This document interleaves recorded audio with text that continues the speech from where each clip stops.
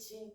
Eu sou Tita Jacques e hoje, no nosso programa de revitalização do axé, convidamos o Pai Rogério de Xangô, Aganju, para conosco falarmos a respeito do povo de terreiro, do Conselho Municipal do Povo de Terreiro e também das diretrizes municipais e da nossa realidade, para que o nosso povo de axé consiga entender qual é a utilidade e qual é a necessidade de termos representatividade para o nosso coletivo religioso.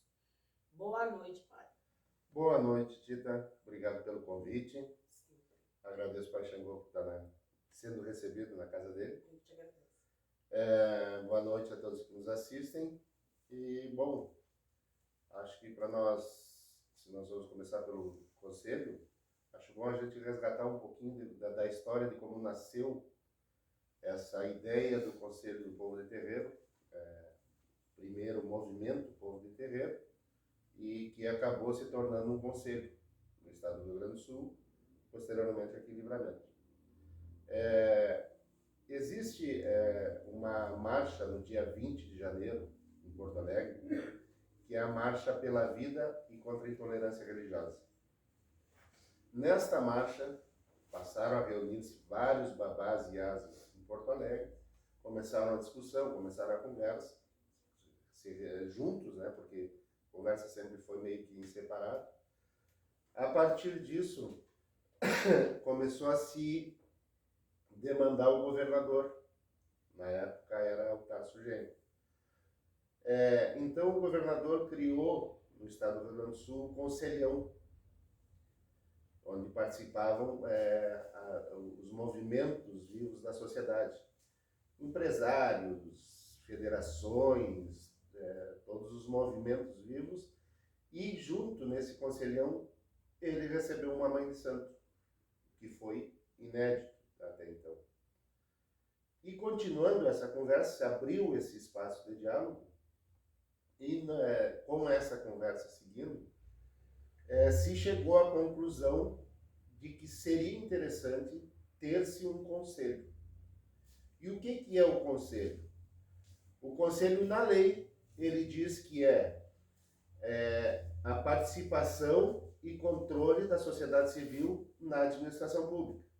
Isso é o que diz na lei. Na prática, é um instrumento que a sociedade tem de participar e tentar, pelo menos, organizar políticas públicas dentro dos governos. Isso não é partidário, porque hoje, quando se fala em política partidária, dá uma algeriza no pessoal e dá choque. Então, não é política partidária. Isso é política pública. É política no real sentido da palavra. De polis, de povo. Então, o povo conseguindo um espaço para dialogar com os governos. Então, o governador instituiu o Conselho Estadual do Povo de Terreiro.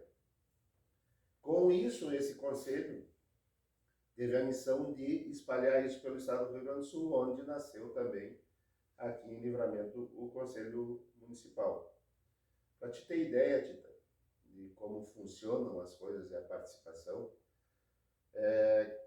quem trouxe o debate em si para Livramento, que foi a Porto Alegre, pelas amizades dela, pelos conhecimentos dela, ela se inteirou do diálogo que estava acontecendo lá e trouxe para cá. Teve a missão deles de trazer esse diálogo para cá. Foi a Dona Carmen, a falecida Dona Carmen. Bará veio do caminho para a nossa cidade. O Babadiba chamava ela do eixozinho dele, porque foi ela que trouxe esse debate para cá. Aí ela entrou em contato comigo, com o pai Luiz Xangô, com o pai Josué, com a mãe Ana Batundê, com o pai Cristiano. Nós éramos 5 dentro de uma sala, quando sentamos para conversar, 5 mais a Dona Carmen. E ela nos passou esse diálogo que estava acontecendo no estado. Com isso, a gente recebeu o Babadiba aqui em Livramento para ele trazer, de fato, o que era que estava acontecendo em Porto Alegre. Foi quando vocês chamaram os demais terreiros, porque eu me lembro da participação. Exato, a partir disso começou a se criar esse movimento em Livramento também. com a vinda do Babadiba, que ele nos expôs o que era de fato esse movimento do povo de terreiro e a criação do conselho, ele nos participou disso, aí nós começamos esse diálogo com os terreiros. Batemos na porta de muitos terreiros, conversamos com muitos pais e mães de santo aqui em Livramento, e aí realizamos algumas plenárias aqui em Livramento, que eram plenárias do povo de terreiro, que era anterior ao conselho. Com essas plenárias, teve plenária municipal, teve plenária regional, onde participou São Gabriel, participou Rosário, Livramento, Guaraí, teve participações dessas cidades. Espaços públicos, né? Como a Câmara de Vereadores, muitas vezes eu fui. Isso, na Câmara de Vereadores, na Sala Cultural. Então, ali começou a se disseminar esse debate.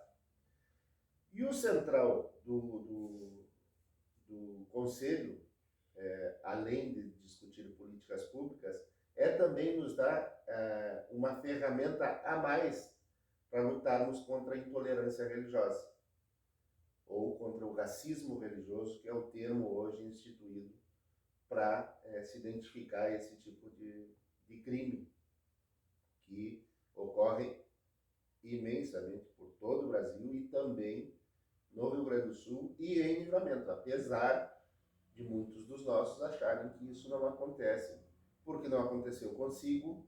Então, na verdade acontece, mas proporcional ao tamanho da cidade, ou seja, é de grande número pra gente, porque nós somos uma cidade pequena, então qualquer micro-violência já é espantoso. Imagina uma violência gigantesca de fato. Mas não são tão micro assim, Tita, sabe por quê? Já teve mãe de santo aqui em Livramento, proibido pelo Poder Judiciário de tocar sineta dentro de casa. Nossa! Para te ver que não que isso não é exposto para a sociedade. Mas a gente precisa expor. Nós precisamos expor. Então, o Conselho é um instrumento para essa luta e para discutir com os governos, instituir políticas públicas que sejam para a nossa defesa e para o nosso progresso também. Por quê? Porque se identifica que essa nossa parcela da população, a parcela do povo de terreiro, povo de axé, ou como quiser, se chegou ao povo de terreiro porque é um termo, é um nome que abrange todas as nações e ramificações, exatamente. Então você chegou a isso, mas se não quer usar terreiro, povo de terreiro, usa o que quiser, povo de axé, povo do que quiser. Mas nós somos todos um povo só. E é para isso que foi instituído, e é esse o objetivo que a gente tem de trabalhar com o povo de terreiro. E de que forma a gente vai fazer isso? Bom, nós tivemos agora há pouco a segunda conferência do povo de terreiro, que foi discutido... Aí está. Aqui. Que foi discutido exatamente essas pautas, né, com um pouco mais de teor, vamos dizer assim, como decolonialismo, nós nos descolonializarmos, porque é uma coisa que, embora não se entenda, é muito forte na nossa cultura, a colonização. E como a gente identificar essas coisas, como o racismo religioso, a intolerância religiosa. Porque às vezes não precisa que acontece apedrejarem teu terreiro, ou apedrejarem porque tu está vestido branco, ou porque tu está despachando uma quartinha no cruzeiro. Às vezes simplesmente uma piada, sabendo que tu é da religião, alguém fazer uma piada denegrindo, ou denegrindo também não é a palavra correta, mas diminuindo, desfazendo e sendo preconceituosa essa piada com o povo de terreiro, isso já é racismo religioso. Rodar a baiana, outras expressões parecidas que menosprezam nossa cultura e nossa a gente precisa religião. Entender certas coisas. E como que a gente faz isso? Conversando, debatendo, olhando para essas coisas de uma outra forma, mudando o olhar. Porque é isso que é se descolonizar. Porque a gente aprendeu, eu costumo dizer, na primeira conferência do povo de terreiro em Porto Alegre, eram 500 pais e mães de santo reunidos no Hotel Embaixador. Aí eu me lembro que, naquelas conversas paralelas que sempre tem, né? Tava a mesa lá conversando, debatendo e tal, e tinha uma mãe de santo de... não vou me lembrar agora, inclusive ela é de Candomblé. Ela estava enlouquecida, porque ela dizia, mas o debate não pode ser esse, nós temos que falar do colonialismo, das coisas que... E eu perguntei para ela, mãe, como é que a senhora espera desses 500 pais e mães de santo aqui, que foram criados numa tradição cristã a vida inteira, que passaram a ser e assumiram a africanidade, resolveram aceitar a filosofia africana como sua, mas numa hora para outra, não é por aceitar que numa hora para outra a cabeça vai mudar. Que desconstrói Tem toda a sociedade, os parâmetros, tem muita coisa que os nossos, muitas vezes tu chega em terreiros, e eles têm muito mais dentro do terreiro, de nação, principalmente eu me refiro tanto a Umbanda, porque a Umbanda tem muito do cristianismo dentro dela, mas os terreiros de nação têm muito de cristianismo. As imagens católicas que tem, tanto na minha casa quanto em casa alheias, Dizer que estão errados? Não, eu não me atrevo a dizer que estão errados. Mas é um processo lento. Mas é um processo que a gente tem que construir, ou seja, desconstruir, começar a identificar o que realmente é nosso, o que realmente é da religião dos orixás, para a gente poder ir avançando e identificando essas coisas. Trocar o São Miguel Arcanjo pelo Okutá, realmente. Exato. Então, nós precisamos avançar nesses pontos. E como é que a gente faz? Conversando, sentando para conversar. E com uma das coisas, das primeiras coisas que eu aprendi quando eu entrei na religião, humildade. Que a gente está perdendo muito. Eu acho que a palavra está perdendo o conceito e está sendo extremamente utilizada como gratidão, como gratiluz, como, talvez assim, né, como modinha, e perde o conceito real e a base que constitui esse conceito.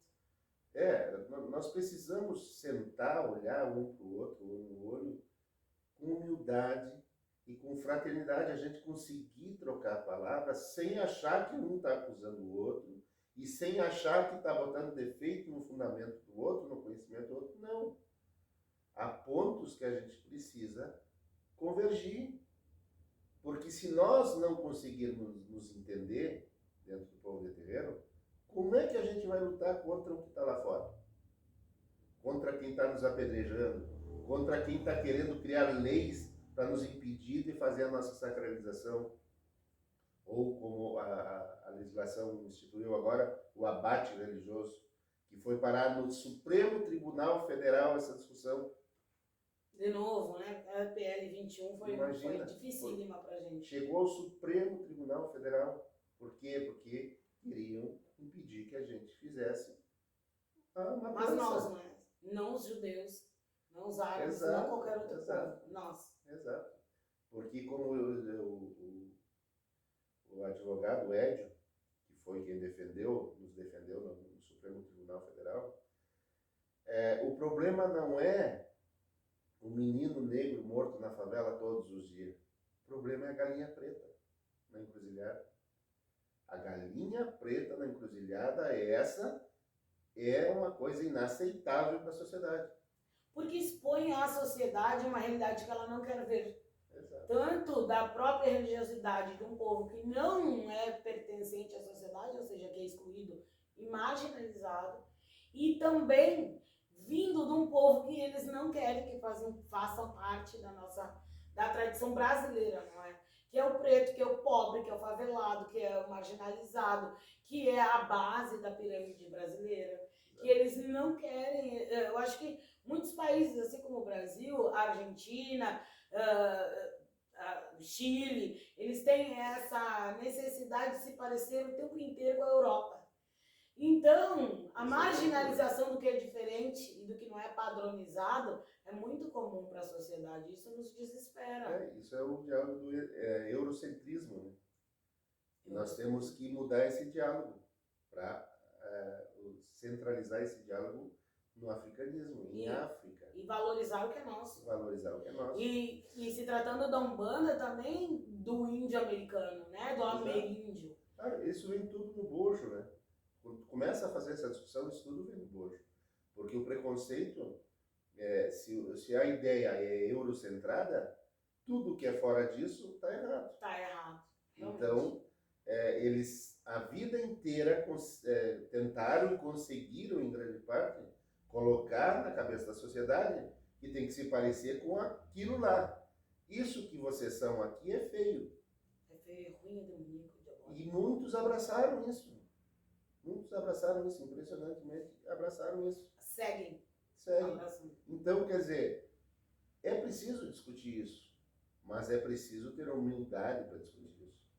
Mas a expressão decolonização, a gente precisa tornar normal, tornar rotineira. O raciocínio de hoje eu precisar fazer desta forma, mas eu tenho que entender qual é a modificação comportamental e do meu raciocínio para eu chegar à minha realidade. Valorizar o que é meu e não repetir, feito um papagaio, o que o europeu me disse.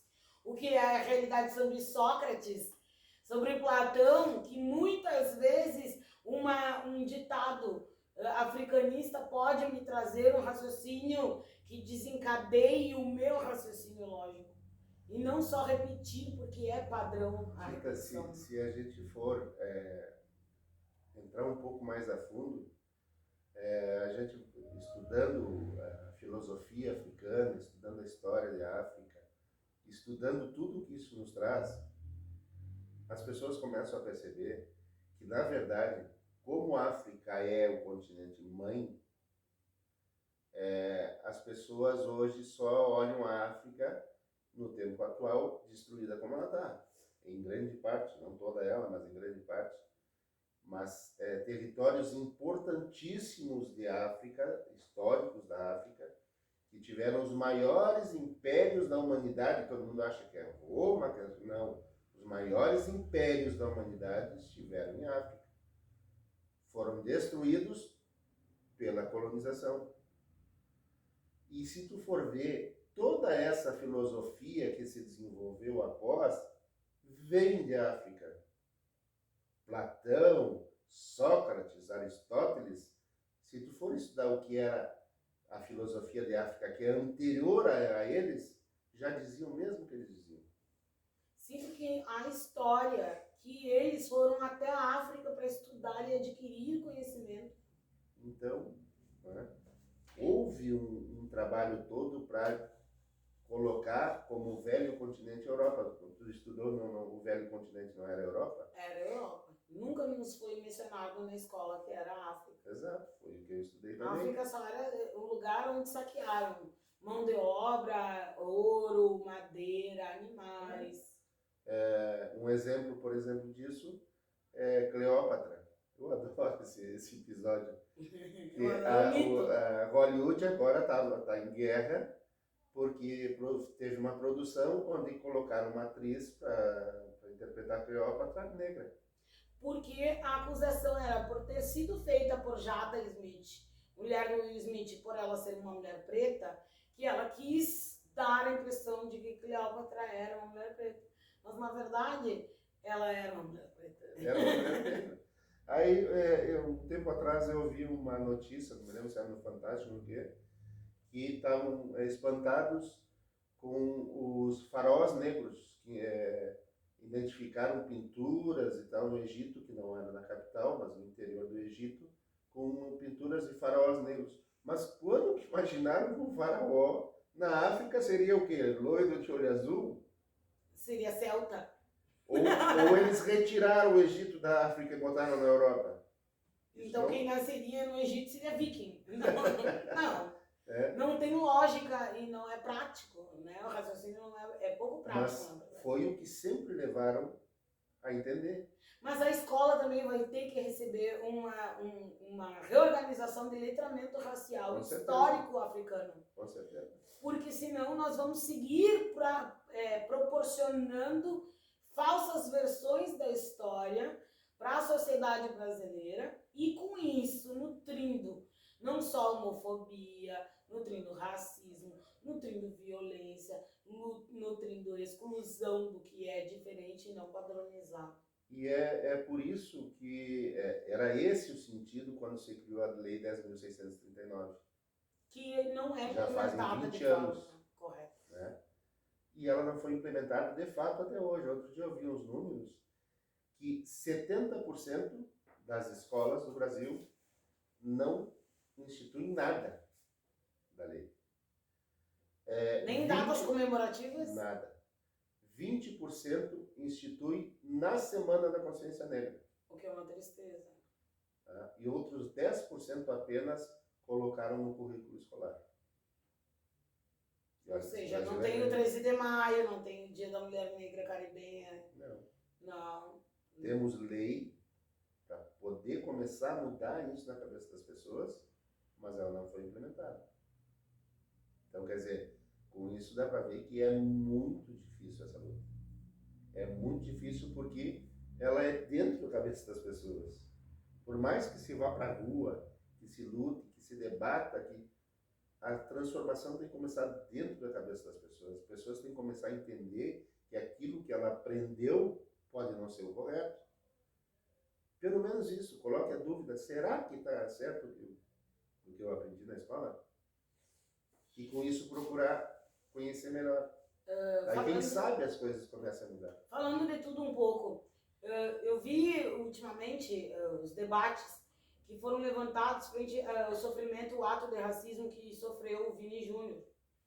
E com uma pessoa mais velha, acima de 70 anos, comentou comigo o seguinte: que exagero, quantas vezes tu ouviu brancos dizendo, se referindo a negros como macacos, isso é um exagero, pra que tanto? E eu disse o seguinte, mas os macacos são animais e os seres humanos deveriam ser racionais. Então, partindo dessa premissa de que irracionais e racionais são distintos, esta comparação tu não acha que traria sofrimento? Não, é só não dar ouvidos. Dói, não dói? Ah, mas dói em qualquer negro, não é só porque ele é rico que vai doer mais nele. Mas ele tem voz, ele tem espaço, ele tem condições de colocar para o mundo inteiro, não para uma pessoa ou para uma comunidade municipal, mas de forma globalizada, o desgosto e a necessidade da mudança. E como é que eu vou escutar uma pessoa acima de 70 anos, negro, falando esse tipo de absurdo, sem ser agressiva com essa pessoa, porque essa pessoa já não está disposta a mudar e nem enxergar a mudança que a sociedade necessita. Então, são vários focos que a gente precisa de modificação, precisa de dar atenção, porque tem faixas etárias e gerações que não estão dispostas a essa modificação. Então, se isso acontece fora do terreiro, mesmo com pessoas negras achando comum sofrer racismo, como é que nós vamos fazer com as pessoas que são dentro da religião entenderem, sendo elas brancas ou pretas, que a nossa religião é realmente de matriz africana? Porque a minha pergunta é essa: como uma pessoa branca vai fazer a defesa de um irmão preto que sofreu racismo, mas achar que é normal, mas sempre lembrar, mas o meu orixá é preto, eu amo ele.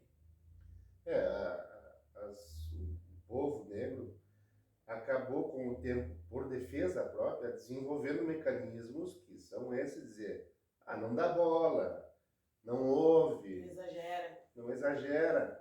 Por quê? Porque quando ele era chamado de negrão, o boneca de piche, eu já ouvi, macaco, da série de coisas que era normalizado às vezes pelo próprio ofendido, para que ele não tivesse problemas maiores. Para que não tivesse que reagir. Que ele não precisasse ter problemas maiores. Com isso, isso se normalizou e o próprio povo negro deixou isso, deixa assim, como um mecanismo de defesa. Eu acredito que seja isso. Eu acredito. Só que hoje em dia nós não temos mais espaço para isso. Nem paciência. Nós não temos mais espaço para isso. Não dá para aceitar mais. E é isso que as pessoas precisam entender. O negro tem seu espaço, precisa ocupar seu espaço, e está aí reivindicando isso e tem que ser respeitado, ponto. A nossa sociedade é muito injusta. Ela se constituiu da diferença. Né? Se a gente for estudar um pouco, a sociedade brasileira, ela se constituiu muito em cima do que era, vamos colocar, a legislação europeia, foi meio que transmitida para cá e era o que valia. Então, por exemplo, as pessoas às vezes não ligam o termo fidalgo. O fidalgo era filho de algo, era filho de alguém, e esse era intocável. Esse ninguém podia fazer nada com ele, ou seja, ele era acima da lei. A sociedade, ela era uma sociedade injusta, não só porque um era mais pobre, outro era mais rico, não. Um tinha todos os direitos e o outro não tinha nenhum. Isso, a sociedade brasileira se desenvolveu assim. E muitas das famílias tradicionais se beneficiaram em cima disso. Por mais que a pessoa diga, mas eu não sou racista. Não, mas tu não é racista, mas tu te beneficia disso todos os dias da tua vida. E quando tu nega isso, já o racismo te pegou. Então, é preciso começar a entender de forma diferente a sociedade, começar a olhar para essas coisas para a gente, de fato, poder mudar. Senão, não vai mudar. E o Conselho do Povo de Terreiro é um dos instrumentos para a gente poder começar a evoluir mais nesse sentido. E de lutar pelos nossos direitos, como povo de terreiro. Porque o racismo religioso que a gente estava falando é o seguinte: as religiões de matriz africana, elas são identificadas como religião de negros. Ok? Temos acordo. Quando eu, Rogério Xangô, saio na rua com uma imperial, com uma choca, uma coisa que eu saio para a rua, eu sou olhado de forma diferente. Parece que a minha cor, que eu sou um homem branco, parece que a minha cor não importa mais. Mudou. Não importa mais. Ele é da religião de preto. Entendeu? Claro que eu não estou comparando aqui a intolerância que eu possa receber com a mesma que um negro vai receber. Não é isso. Não estou equivalendo, não estou fazendo nada. Mas isso acontece. Que os resquícios também respingam na tua existência, no teu cotidiano. E aí, como é que eu não vou me somar a uma luta dessa? Não, como diz, não basta não ser racista, tem que ser antirracista. Porque senão a gente não vai mudar a sociedade. E a gente precisa mudar. Uma sociedade que tem 53% da população negra, tu vai numa universidade, no meu quadro de formatura na universidade, tem 2 negros. E é uma universidade federal. É uma universidade federal. E já com no quadro de professores da universidade, tu vai ver, o número de professores é mínimo. E aí tu faz o comparativo. Se fosse justa a sociedade, não era para ter muito mais negros? Com certeza. E as oportunidades são negadas diariamente, não e é? Por isso que não é justa a sociedade.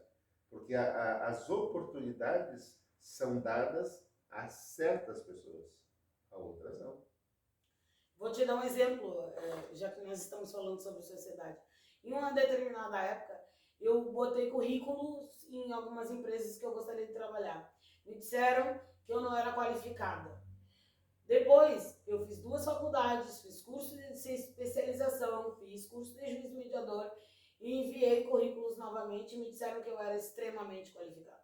Demais. Então, eu não servia no primeiro momento e não servia no segundo. Então, eu te pergunto, quando é que eu vou servir? Não é uma boa pergunta? Por quê? Porque as oportunidades são negadas, independente do que tu te propõe a fazer. Ou porque tu não serve, porque tu não sabe, ou porque tu sabe muito e vai querer nos ensinar. Então não serve. Então a gente tem que ter um olhar um pouquinho mais delicado frente a todos o que parece minúcia e realmente não é, dentro da nossa concepção social e religiosa. Agora eu quero mais de ti. Eu quero que tu conte pra gente a tua trajetória religiosa. Rapidão, assim, porque a gente já tá bastante elevado no tempo, mas eu quero transformar nossa entrevista em 4.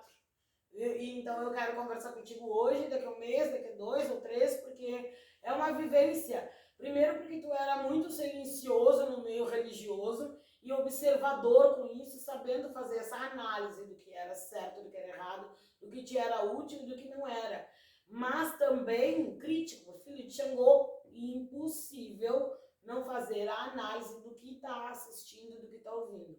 Então eu quero que tu conte pra gente. Por quê? Porque as pessoas... nosso objetivo é trazer pessoas que tenham de 25 anos para cima, para entrevistá-los. Por quê? Porque as modificações tecnológicas e modernidade trouxe outra visão religiosa para os religiosos que têm menos de 25 anos de religião. Então, nosso objetivo é revitalizar o Oxé. De que maneira? Trazer comportamento, falar sobre amor com as entidades da gente, mas com gente que penou, né? Para escolher um milho para o bará era em silêncio, era sem sapato e eram quilos e quilos, não era 4, 5 punhados. Então a gente faz essa diferenciação também entre a modernidade e o antigo, não te chamando de velho, viu? Mas o antigo, para que a gente consiga conceber que algumas modernidades são cabíveis mesmo na nossa religião e outras de forma nenhuma devem entrar. Conta pra gente a tua trajetória religiosa. Bom, eu iniciei na religião aqui a meia quadra aqui da tua casa. Meu pai de santo morava aqui na mesma rua, um pouco mais acima, em 1988, com 16 anos de idade.